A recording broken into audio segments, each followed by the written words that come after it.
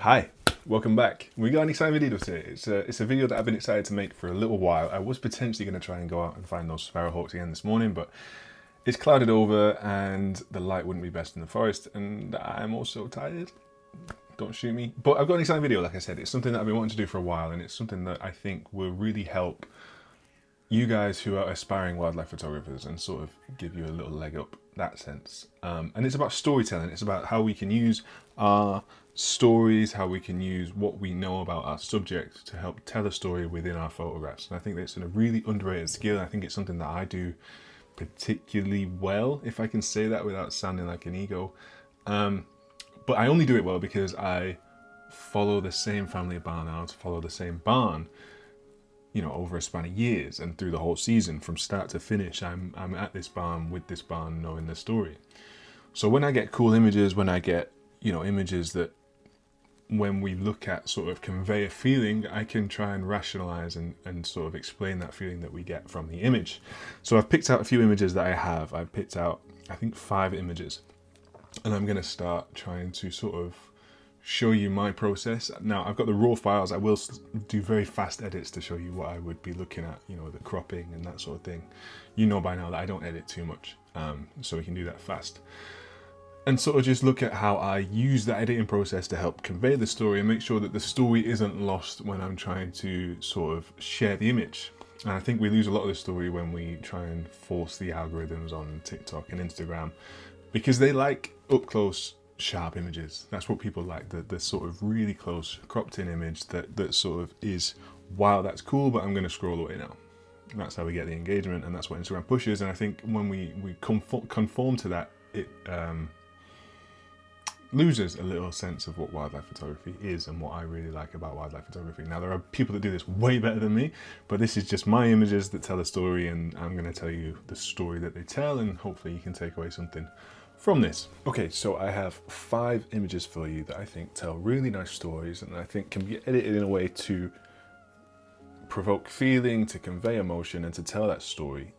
And I think the editing of that I think the editing of those images is important to being able to tell that story well. So this is the first image. This is from the 2024 barn owl season, and it is an image of a fledgling barn owl. This is a very, very young barn owl, sticking his head out of the barn, enjoying the sunset. It's a simple image, but it's an image that a lot of people are connected with, and it's an image that always does very well for me.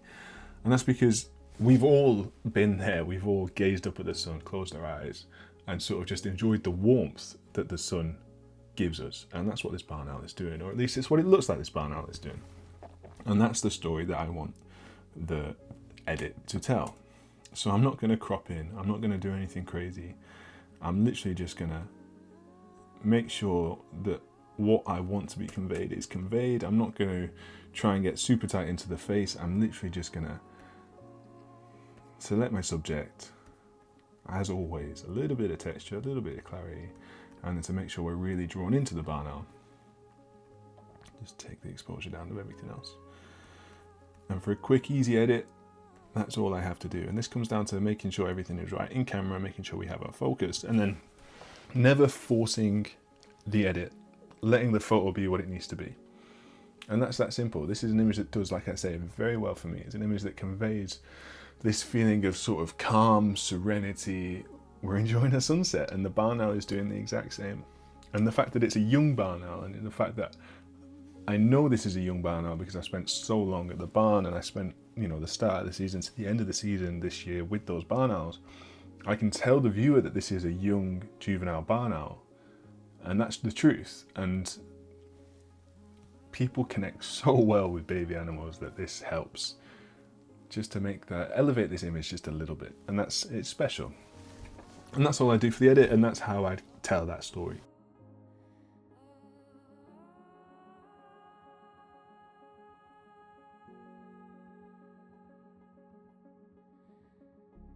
Okay, so this is our next image, and this is potentially one of my favorite images of all time that I've taken in the barn, and it is called Kindred Gaze, and it's called Kindred Gaze for a reason. Now, this image is taken very late on in the season, and it features 2 barn owl fledgling siblings, Kindred Gaze. It is one of those images where it's just beautiful. The shapes, the colors, the texture, the details, everything about this image is just beautiful. And the story behind it helps to elevate it a little bit more. Now, if I didn't know the story, didn't know the background, this is just two barn owls. But the fact that they're siblings, the fact that they're so late into the season that these two siblings will be dispersing, the fact that barn owl fledglings have a 33% chance of survival to the first year, there's so much going on within this gaze that we can tell through photography. You know, this could be the last time that these two barn owls live together, see each other. They have been living in the same barn for 80 days, if not a little bit longer. They are going through the same sort of movement of practicing hunting. They're both, you know, growing up, getting old, having to rely on themselves. But there's so much connection, there's so much empathy, so much that we can relate to, you know, within this gaze that really makes it special. And so to edit an image like this, again, is super, super easy. I'm not going crazy with the shadows in the back, but the shadows are naturally there, so we can help push that a little bit. These are the Peak District hills behind it, the shadow, the barn owls are illuminated, and there really isn't much more that I need to do with an image like this. For a very fast edit, that is what I would do. Obviously, because it's such a special image and it's an image that I think could win awards, I'd spend a little bit longer tweaking it, making it perfect. But the most important thing about this image is the story. It's about what it conveys, this sibling gaze, young barn owls connection, and it's something that we can all relate to. And we can relate to an image when we can almost make up an emotion, make up a feeling individual to the viewer. And that's what makes an image special, and that's what sells prints, that's what helps you stand out from the crowd. It's not just two barn owls. It's two barn owls with a deep connection, it's sibling barn owls, it's young barn owls. And it's young barn owls who may never see each other again, who might not survive to the first year, and it's a beautiful image.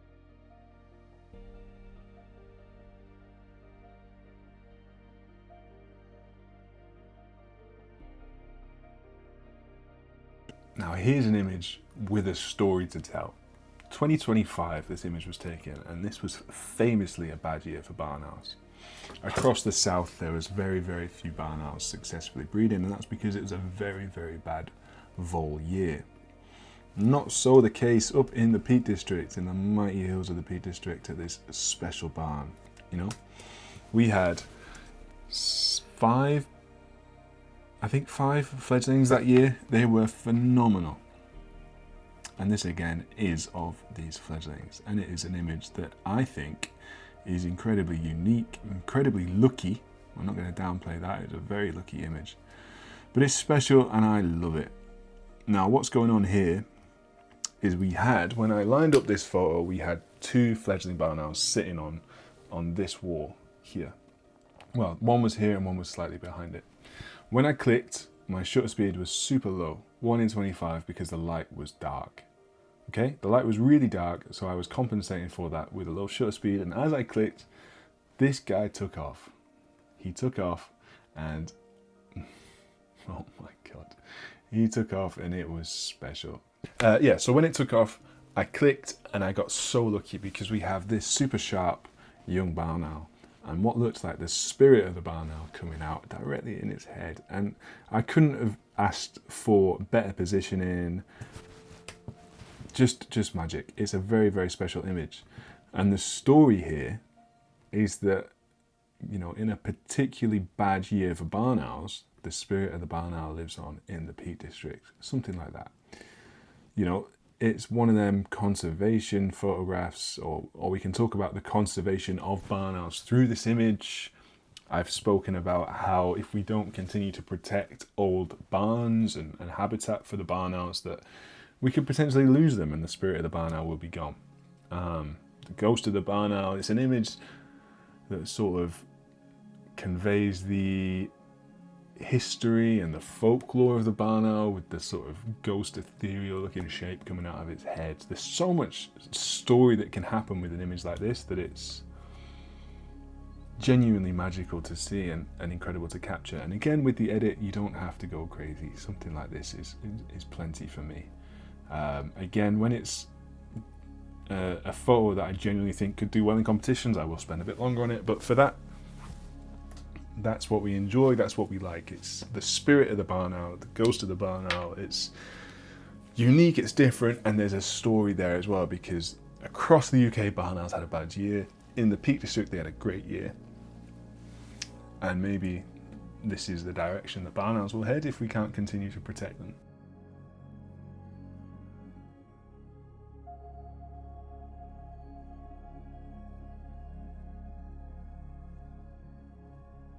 Now, I know it's not a barn owl, but it is technically probably one of my best ever images. It's sharp, it's wonderful, and there's a story to it as well. And then the story for me means a lot, but I think I convey it pretty well when it comes to telling it. Now, this is two lions, obviously, two male lions, two very young male lions who were away from their pride this day, just exploring their own territory. These are future kings of the savannah. They are incredibly powerful animals. It was damp that morning, there was a lot of mist, which is why we have this sort of blown out background. There's a lot of feeling and emotion in this image, and that is something that I desperately want to get across in the edit. Everything is sharp, everything is wonderful. I don't want to lose too much texture from the bark. I want to let everything sort of sing. The only thing I don't like about this image is the sort of shadows of these trees behind, but that is such an easy fix because we have such a high key image already. The background is super high key, it's overexposed, it's nice, and we can just blow out the background, not a problem at all. And we can get rid of that so easily without taking anything away from the image. You know, our whites are still there, they're not overexposed, they're not blown, see? But we got rid of a distraction, and it's nice. And I kind of just want everything else to sing for itself. I want to make sure that I am allowing us to focus on this head rub, which I think is magical. I want to make sure that enough of the sort of texture from the tree that they're sitting on is good, and I want to just enjoy what is clearly a tender moment between two cats and something. You know, I've got three brothers, these are brothers. You know, I can relate a little bit to this image, as crazy as that sounds. There's emotion, there's connection. A few minutes before this they were play fighting and scrapping, and then they've come to settle on this tree and they're both like, yeah, you're my guy, you're my brother. And it's special. And again, you really don't need to do much on the edit. I made sure that everything was focused in detail, and then the sort of image just came to me. Now, when you're in Africa, your guides know so much about the environment, so much about the animals. He was able to tell us about these three, there was a third, three brother lions. Young, we knew they were part of the pride, we were already watching in the morning, super early on, and he could tell us their story and their age, and that's so important. So even though it's not me that's been watching, you know, this pride for the last 4 years, he could tell me that story and I could convey it through photography to everyone else. And that's what's important. It's about knowing your subject well enough to tell their story, not just take the image. And I think that's what, as photographers, we need to do better with.